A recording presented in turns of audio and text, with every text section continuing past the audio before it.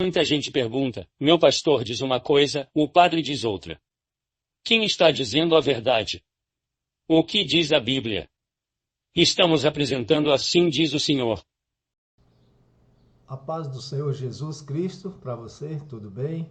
Estamos começando mais um estudo bíblico maravilhoso.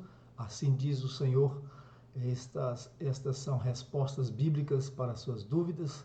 E se você tiver dúvidas, por favor, basta perguntar. Não se esqueça de se inscrever no canal se você não é inscrito, ativar os sininhos de notificações, fazer seus comentários, suas perguntas. E nós estaremos aqui, pela graça de Deus, com a Bíblia na mão.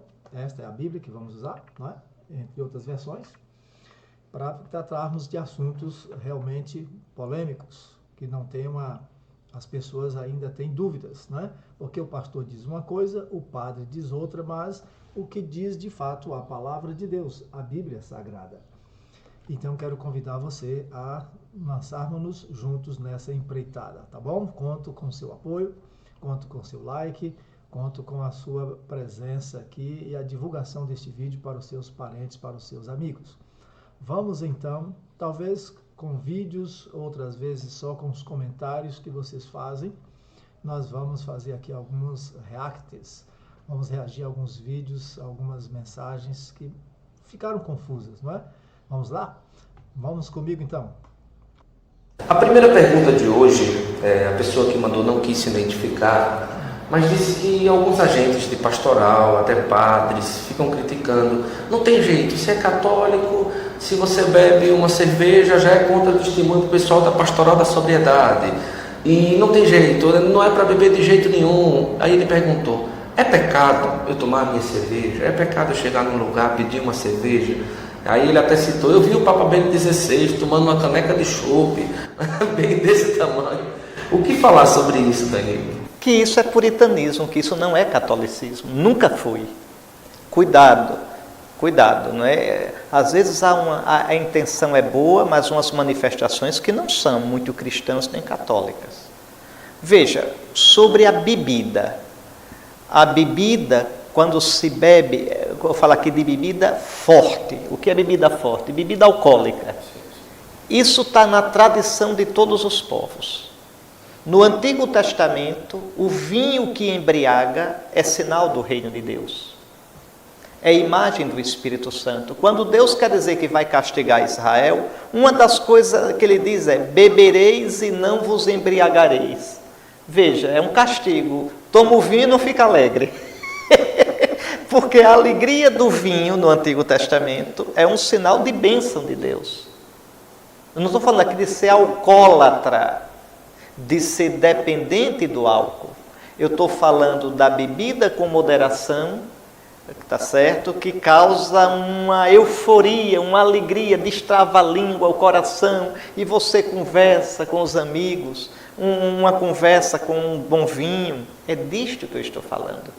Nosso Senhor Jesus Cristo, Deus, Filho, feito homem, transformou vinho, não foi suco de uva não, isso é coisa de puritano das seitas, que são mais santos do pau oco do que Jesus. Eu estou falando, tá certo, do Evangelho de Nosso Senhor Jesus Cristo. Jesus consagrou vinho, e o vinho da Terra Santa é tão forte que se coloca um pouco d'água nele. Por isso que em todas as missas se coloca um pouco d'água no vinho. E disse, isto é o meu sangue. São Paulo recomenda que Timóteo tome um pouco de vinho para o estômago. Então, nos mosteiros os monges tomavam vinho. No Brasil não tomam não, porque não é nosso costume. Mas nos mosteiros da Europa, em todo almoço e jantar tem vinho. E São Bento manda, diz na Santa Regra, diz, olha, não é o ideal, isso no século VI, mas já que a gente não pode convencer os monges que tomem, aí coloca a medida para que não se embriague. Então, você tomar um vinho, tá certo? Você tomar uma cerveja, não é? Nos limites, não tem problema algum. Não é pecado nem venial. Tá certo? A pastoral da sobriedade cuida daqueles que são alcoólatras, que chegaram a tal dependência etílica, que perdem a justa medida, Mas também tem tantas coisas que não são más, que quando exageradas se tornam mal. O consumo, comprar, internet, televisão, novela, tem tanta coisa que pode ser um mal, tá certo? O WhatsApp, veja, então a pastoral da pessoa da sobriedade cuida daquele, e cuida também de educar para que as pessoas não caiam no vício, no excesso. Na minha diocese, eu proibi bebida alcoólica em festas da igreja. Nenhuma bebida alcoólica. Exatamente para dar um testemunho de que ali não é um espaço, porque pode ter alguém que se exceda. Tá certo? Mas em si, o beber, o tomar um vinho com um amigo, o tomar uma cerveja com um amigo, sem excesso, não é pecado. E o cristão fazer isto na justa medida pode ser um ótimo testemunho. Não um contra-testemunho, mas um testemunho de que se pode beber com equilíbrio e moderação, ir a um jogo de futebol com medida e moderação, ir a uma praia com medida e... Nosso Senhor diz, não peço, Pai, que os tires do mundo, mas que os guarde do maligno. Os guardes do maligno. Então, espero que tenha ficado claro. Alguma dúvida, Guto? Você entendeu bem? Muito bem. Tá aí o que o padre disse, né? Não é pecado beber na justa medida, tomar sua cervejinha, sua bebida alcoólica, porque até o Papa, o mais santo dos homens, tomou uma taça enorme, né? Um caneco aí, gigantesco aí, de bebida alcoólica. Então está sancionado pela igreja que você pode beber, tomando cuidado do excesso, né? Mas o que ele diz é justamente isso, que esse é um costume católico, é um costume tradicional de todos os povos, mas não é um conselho bíblico, não é algo que a Bíblia recomenda. Por quê? Sobre a bebida alcoólica, vinho que embriaga, ele disse que ali é símbolo do reino de Deus. Na verdade, isso não é assim. O vinho que embriaga nunca foi símbolo ou sinal do reino de Deus, nem do Espírito Santo, nem de bênçãos. A Bíblia ensina que a bebida alcoólica, o vinho fermentado ou bebida forte, ela é alvoroçadora, é escarnecedora, ou seja, ela conduz à zombaria, conduz à insolência, conforme Provérbios 20, verso 1.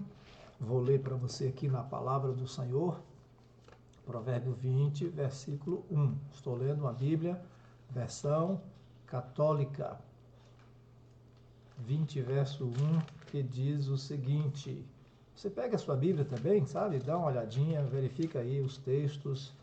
Pode mudar algumas palavras, mas a mensagem é a mesma. O vinho é zombador, na bebida há muita ousadia. Não é sábio quem a isso se entrega. Então, a bebida forte é alvoroçadora. Ela conduz à zombaria, conduz à insolência. E acrescenta o texto, né? Quem por eles, pelo vinho, é vencido, não é sábio. Então, não é recomendado. Então, meu amigo católico, meu irmão evangélico, o reino de Deus não é nem comida, nem é bebida, diz a palavra de Deus, mas é justiça, alegria e paz no Espírito Santo, não no álcool. Aí está em Romanos 14, verso 17. O reino de Deus não é bebida. O reino de Deus é alegria, sim, mas alegria que vem do Espírito Santo. Então, beber para ficar eufórico, beber para destravar a língua, como o padre recomenda, e ficar extrovertido, isso pode ser conseguido com qualquer substância que afeta o sistema nervoso central. Então, é temerário que alguém faça tal sugestão, que você beba para ficar mais alegre, extrovertido. O correto é enfrentar o desafio não com uma bebida alcoólica, mas na força e no poder de Deus, e nunca pelo uso do álcool, certo? Então a bebida alcoólica é refúgio para o covarde, para o insensato, para o irresponsável. Jesus, ao contrário, é o refúgio de quem quer vencer, de quem quer realmente se tornar verdadeiro cristão, autêntico, corajoso. Então, para evitar ser alcoólatra, o conselho que a Bíblia diz é não olhe Não pegue, não prove, não beba. Não olhe para o vinho quando se mostra vermelho, diz a Bíblia. Então, o limite entre a sobriedade e uma vida destruída pelo uso, pelo vício na bebida alcoólica, é o primeiro trago. É aí que tudo começa. Então, não pode haver meio termo, não pode haver dúvida se pode ou se não pode beber. O importante não é se é conveniente você beber. Poder você pode, beba. Você é livre, mas não é conveniente. A sua liberdade não pode dar motivos para você extrapolar os limites da sobriedade, da virtude cristã, de se tornar uma testemunha de Deus, de Cristo nessa terra. Então veja, o vinho alcoólico é símbolo de dissolução e pecado. Não é símbolo do sangue de Jesus. Na Páscoa ou na Santa Ceia, não era permitido o uso de bebidas fermentadas, nem de pão fermentado, nem de vinho fermentado, porque o símbolo do sangue sagrado de Cristo não era o vinho alcoólico, mas o puro suco de uva. Não poderia haver nada fermentado em Israel, em Jerusalém, no tempo da Páscoa, porque isso é símbolo do pecado. Então o que acontece? Ficar alegre sobre o efeito do álcool é viver irresponsavelmente. A Bíblia diz em Oséias 4:11, vou ler o texto com você, que o vinho, a sensualidade, tudo isso tira o entendimento, deixa a pessoa vulnerável a atitudes que ele vai se arrepender depois. Oséias 4, versículo 11 diz: a prostituição, o vinho e as bebidas alcoólicas tiram o juízo. Tiram o juízo. Você entende isso? Então veja, como é que alguém pode dar um conselho para que o outro venha beber? É por isso que a Bíblia recomenda encher-se do Espírito Santo e não do vinho. Você vai achar isso em Efésios 5:18, que diz: enchei-vos não do vinho que embriaga, mas do Espírito Santo. Certinho? Então, o que acontece? Deus nunca puniu Israel, tirando deles o vinho da alegria, como afirma o padre. O texto correto que Deus sempre diz é: vocês comerão e não vos fartarão. Levítico 26:26. O castigo de tirar o vinho alcoólico, isso não era castigo, isso era uma prevenção, porque a bebida alcoólica era permitida apenas para pessoas que tinham problemas mentais, problemas de saúde muito séria, eram para provocar uma certa anestesia naqueles que sofrem. Nós vamos estudar mais sobre essa questão do vinho, vídeos mais à frente. Mas e quando Paulo recomenda para Timóteo tomar um pouco de vinho, ele recomendou o uso medicinal do vinho. E olha, que era misturado com água, para que Timóteo, que sofria de constantes enfermidades de estômago, por conta de ingestão de água contaminada, água que não era muito bem armazenada, as condições de armazenamento eram em odres de couro, então era muito fácil essa água estar contaminada e, portanto, problemas de saúde. Então Paulo recomendava: não beba somente água, mas também um pouco de vinho. Essa era a recomendação dele, que fosse usado vinho misturado com água para tratamento medicamentoso. Paulo não estava com esse conselho abrindo as portas para que você pudesse usar como justificativa, como desculpa e passasse a beber. Isso é diferente. Então temos que tomar cuidado com o que diz a palavra de Deus. Dar um conselho para beber, mesmo uma pequena dose, e depois dizer que a pastoral da sobriedade cuida de quem excede, é no mínimo contraditório. Por quê? Porque quem bebeu, com certeza, seguiu esse conselho. E ele não precisaria da pastoral, criar uma pastoral para cuidar de quem está excedendo o limite da justa medida, se ele simplesmente desse um conselho: não beba não, meu irmão. Você não precisa disso para ficar alegre, você não precisa disso para poder ficar diferente, não. Isso é coisa de gente irresponsável, é coisa de gente que está tentando justificar atos errados pelo efeito de bebida, porque estava fora de si, mas ele foi consciente ao beber.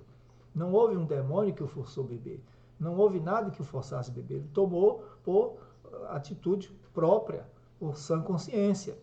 Então, dizendo que isso não é pecado nem venial, é dar um aplauso, é dar assim a justificativa, é dar o aval para que as pessoas bebam. Mas, como o padre disse, isso aí é um costume católico, não é um costume bíblico, é um costume das tradições dos povos, não daqueles que seguem a palavra de Deus. Então, a bebida não é recomendada, bebida alcoólica, para ninguém.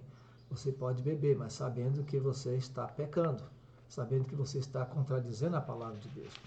O único lugar na Bíblia que existe essa contradição é na Bíblia católica, essa Bíblia que eu estou usando aqui. Porque ela possui livros que são chamados de apócrifos, são livros que têm dentro de si questões assim não recomendadas, que contradizem as Escrituras. E a Bíblia não se contradiz. Então, no livro de Jesus ben Sirach, ou Sirácida, lá no capítulo 31, verso 21 a 31, diz lá que, olha, a bebida, tem que se tomar cuidado com a bebida, porque as pessoas podem se enveredar por isso aí e acabar trazendo complicações para a sua vida. E depois de dar essa advertência, o próprio texto continua oferecendo a bebida, incentivando a beber. Vou ler para você o texto, olha só. Em Sirácides 31, verso 25 até 31. Em relação ao vinho, não te julgues forte, pois foi o vinho a perdição de muitos. Aqui está a advertência, portanto, não é para ninguém beber. Mas o texto, como é uma contradição, não é um texto que tem inspiração divina, mas é um texto já de tradição católica, diz assim: o forno mostra a têmpera do aço, o vinho, os corações nas disputas dos soberbos. O vinho é vida para o homem, se com moderação o beberes. É daqui que saiu o texto que o padre atribuiu ao tal São Bento. Que vida leva aquele a quem falta o vinho? Ou seja, não tem vida quem não bebe vinho. Certo? Isso aí já é uma contradição. Será que a vida está radicalmente ligada à ingestão de bebida alcoólica? Quer dizer que só tem vida, só é alegre, só é feliz quem bebe vinho alcoólico, quem se embriaga? Ele foi feito para a alegria dos homens. Olha isso. A alegria do coração, prazer da alma, eis o vinho tomado oportuna e moderadamente. A amargura da alma, eis o vinho bebido em excesso e tirando o equilíbrio. A embriaguez aumenta o furor do insensato para o fazer cair. Diminui a força e ocasiona feridas. Num banquete em que se bebe vinho, não repreendas teu próximo e não zombes dele em sua alacridade. Não lhe dirijas palavras injuriosas, não atormentes com reclamações. Então percebemos que essa é uma contradição do texto aqui na Bíblia Sagrada, porque a palavra de Deus diz, olha, não toque no vinho, não beba o vinho quando se mostre vermelho, quando se escoa pelo copo, porque no final ele vai te picar como se fosse cobra. Vou ler esse texto para você. Está em Provérbios, no capítulo 23. Vamos ler o texto? Diz assim o texto, ó, 23, verso 29. A quem usai, a quem os pugnas, a quem os gemidos, para quem as pancadas sem razão, para quem os olhos vermelhos, para os que se entretêm com o vinho, para os que vão em busca do licor. Não olhes o vinho, como é vermelho, como brilha ele na taça, como corre suavemente. Mas no fim ele morde como uma víbora e pica como uma serpente. Teus olhos verão coisas estranhas e teu coração dirá perversidades. Serás como alguém deitado em alto mar, como alguém reclinado na gávea do mastro. Bateram-me, não senti dor. Bateram-me, não senti. Quando me acordarei? Voltarei a beber. Voltarei a procurar o vinho alcoólico. Então a Bíblia deixa muito claro que não é recomendada a bebida alcoólica em hipótese alguma.